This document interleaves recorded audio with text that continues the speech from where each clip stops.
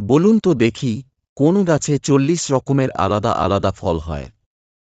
ফুলও হয় নানা ধরনের। এ বিশ্বেই রয়েছে এমন এক অবাক করা গাছ, যা অনেকেই কাছেই অজানা রয়েছে। আমেরিকার ফলবাগানে এমনই এক জাদু গাছ সৃষ্টি করেছেন স্যাম ভ্যান অ্যাকেন নামে এক উদ্ভিদ বিজ্ঞানী। এক গাছের সঙ্গে অন্য গাছের কৃত্রিম মিলন ঘটিয়ে মিশ্র প্রজাতির গাছ তৈরি করেছেন তিনি।